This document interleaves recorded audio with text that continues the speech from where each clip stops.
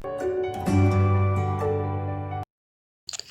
everyone, myself Pooja Sharma. This is class 10, lesson 7, Lifelines of National Economy from Geography. So let's start the chapter. That the pace of development depends upon the production of goods and services as well as their movement over space.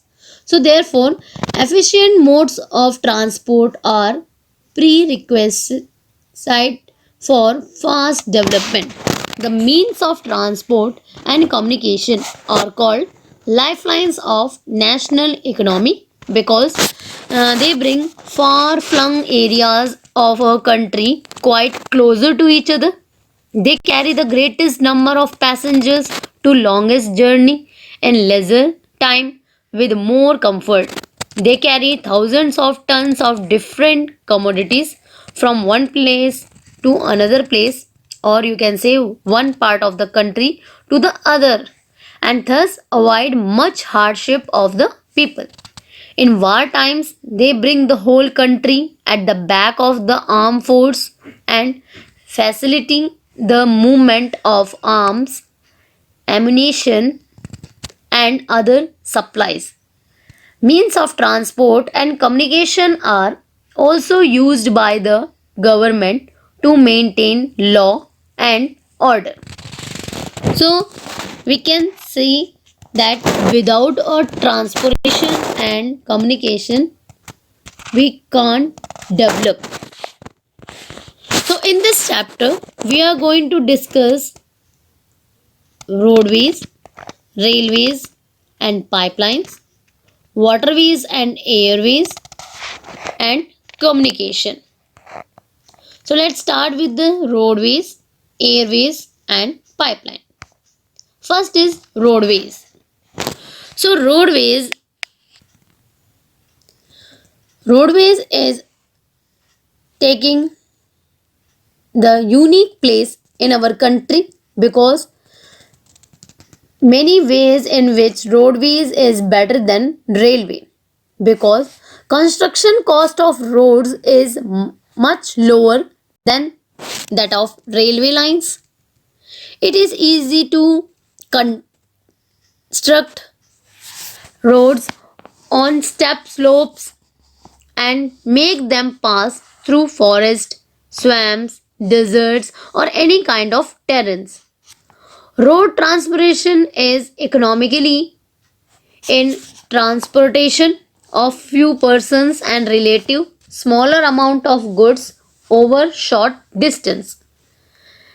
Road transport increases the efficiency of the other system of transport by backing up the linkage. Road can't connect the farms, forest, mines to factories, railway stations, and seaport. So that's why we can say roadways is better than the railways. We can classify roads into six. First is golden quadrilateral superhighways. So golden quadrilateral superhighways has launched by government for a major road development project linking Delhi, Kolkata, Chennai, Mumbai and Delhi by 6-lane superhighways, the north-south corridors linking Srinagar and Kanyakumari, and the east-west corridor connecting Silchar and Porbandar are part of this project. The major object of this superhighways is to reduce the time and distance between the mega cities of India. So that is also known as NHAI, National Highways Authority of India. Second, you can see here there is a red line. There are the four main cities which passing through from the golden quadrilateral.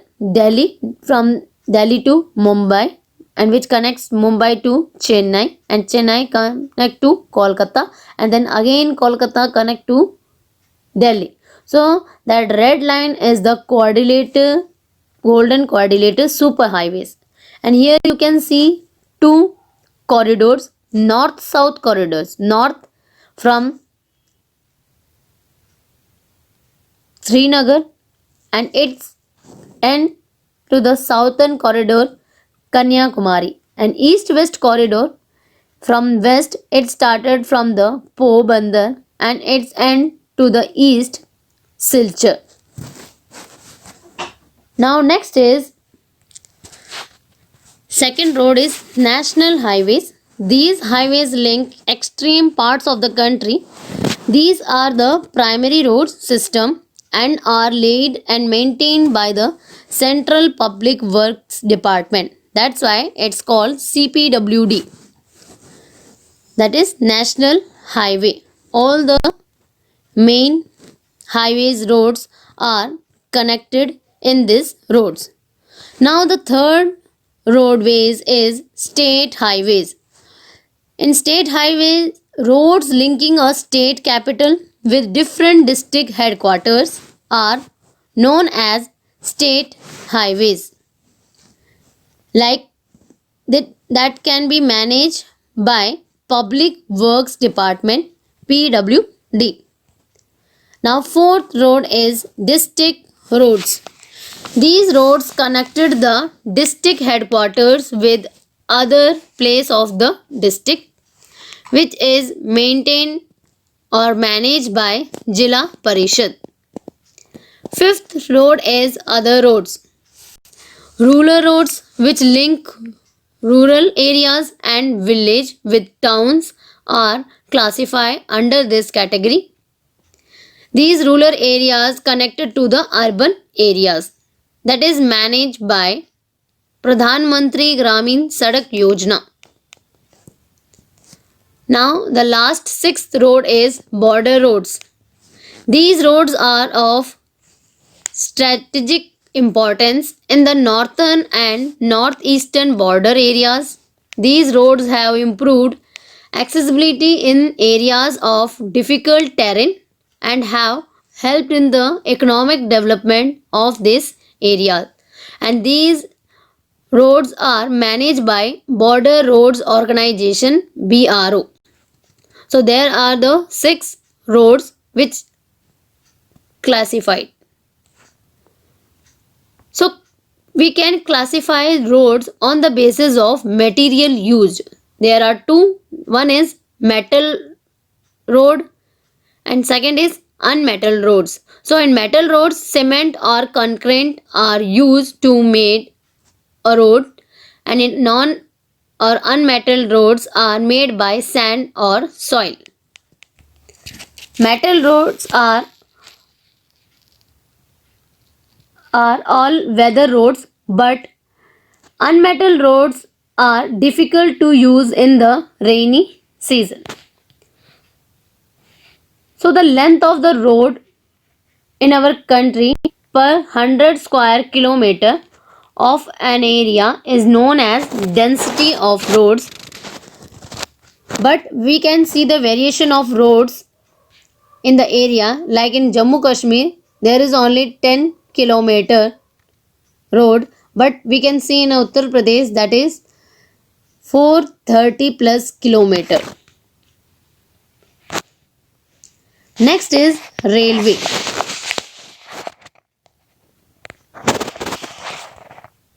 Railways are the principal mode of transportation for freight and passengers in India, as they link different parts of the country. They carry huge loads and bulky goods to long distance. Railway make it possible to conduct multifarious activities like business, sightseeing, pilgrimage, along with goods transportation over longer distances. Railway have been a great integrating force for the nation for more than 150 years now. They have been helpful in binding the economic life of the country and cultural fusion.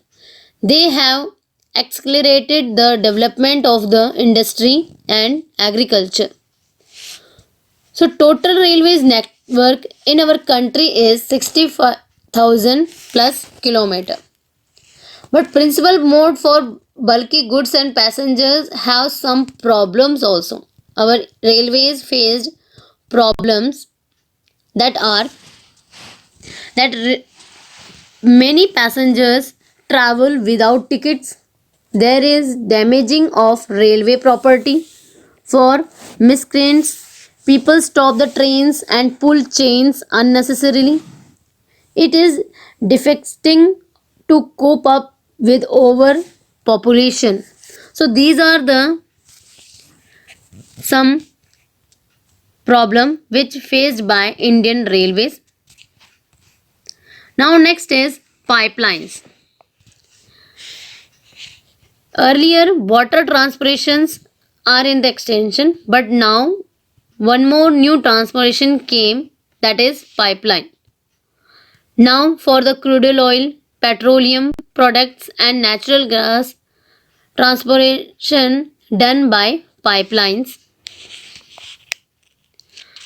So in pipelines, there are the three important networks of pipeline in our country, from oil field in Upper Assam to Kanpur by Guwahati, Barauni and Allahabad.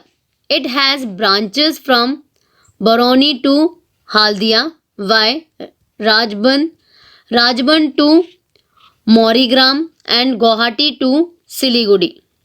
From Salaya in Gujarat to Jalandhar in Punjab via Viramgam, Mathura, Delhi and Sonipat.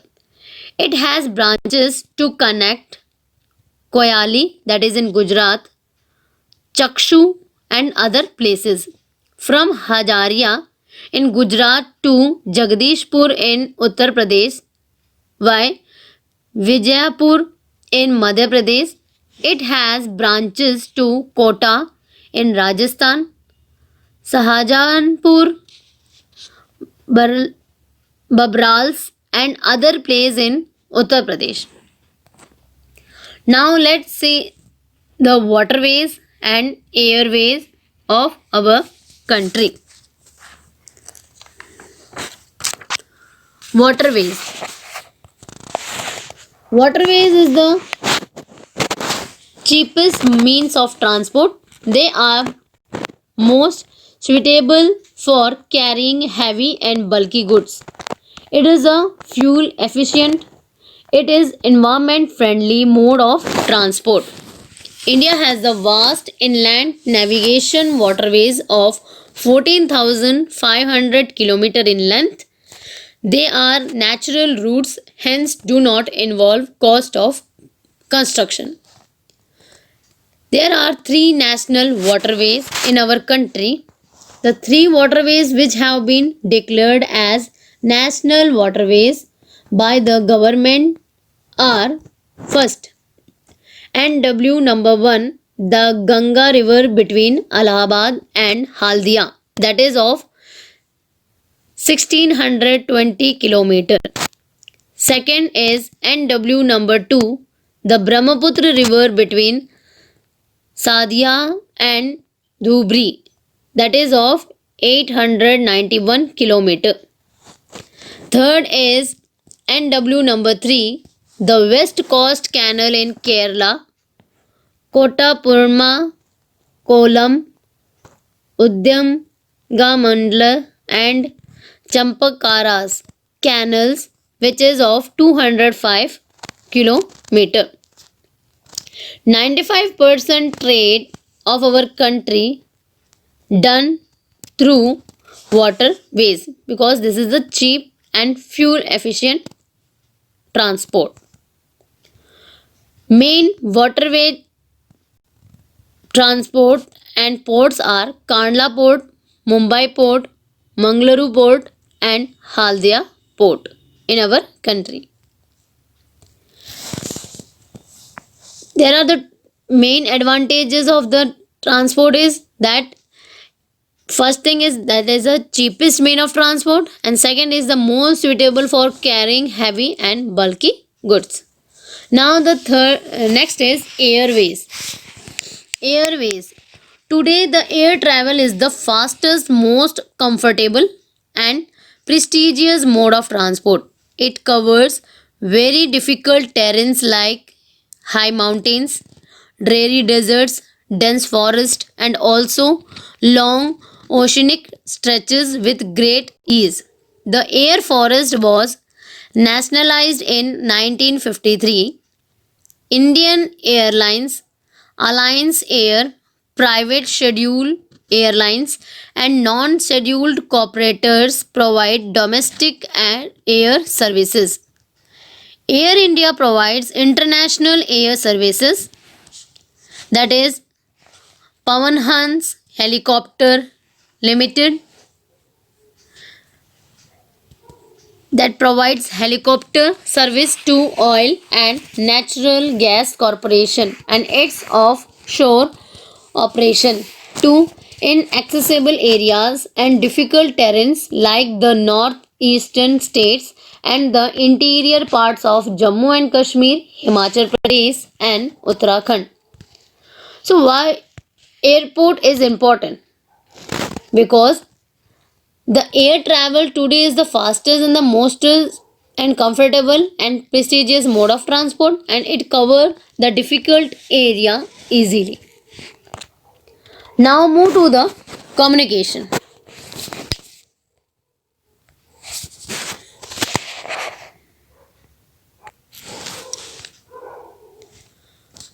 Communication. So the largest number of newspaper published in the country are in Hindi, followed by English and Urdu. So in a means of communication, there are two: personal communication and the mass communication. So in the Indian publisher, a large number of newspaper and periodical annually. They are of different types depending upon their periodicity. Newspaper are published in about 100 languages and dialects. So the personal communication includes like emails, SMS, telephone, phone, mobile conversations and personal interviews. Here, the information is communicated in private. These facilities may be availed for informal and formal communication between individual or groups. The Indian Postal Network is the largest in the world. It handles parcel as well as personal written communication. India has one of the largest telecom networks in Asia, including urban places. More than two-thirds of the villages in India have already been covered with STD telephonic facility. Second is mass communication. These are the means of communication like electronic media, which can communicate large number of people at the same time, like radio, television, films, internet, newspapers, magazines. It covers more than 95% of India's total population. It is a source of education and entertainment. It is most instant source of mass communication or information. It brings all classes of people together. So long distance communication is far easier without physical movement of the communicators or receivers. Now our next is trade. Exchange of goods and services is known as trade. The market is the place where such exchanges were happened. Trade can be divided into two parts: local trade and international trade. Local trade is carried in cities, towns, and villages. It is done mainly through land and routes. International trade between two countries is called international trade. It may take place through sea, air, or land routes. Exports and imports are the two components of this trade. When it is done between the two countries, that is called international trade. So there are some features of the international trade. It may take place by sea, air and land routes. India has trade relation with all the major trading blocs and all geographical region of the world. India export agriculture and allied products, ores and minerals, gems and jewelry, and chemical and allied products, engineering goods and petroleum products. The commodities import to India include petroleum and petroleum products, pearls and precious stones, inorganic chemicals, coke, coal, and machineries. India has emerged as a software gained at the international level and it is earning large foreign exchange through the export of information technology. Petroleum and petroleum products are our main imports, which are much more higher than what we produce. Now, next we will talk about tourism. India is famous for heritage tourism, eco tourism, business tourism, medical tourism, and adventure tourism. In India, tourism has grown substantially over the last 3 decades. More than 15 million people are directly engaged in the tourism industry. It promotes national integration, provides support to local handicrafts and cultural pursuits. It also helps in the development of international understanding about our culture and heritage. Foreign tourists visit India for heritage tourism, ecotourism, adventure tourism, culture tourism, medical tourism, and business tourism.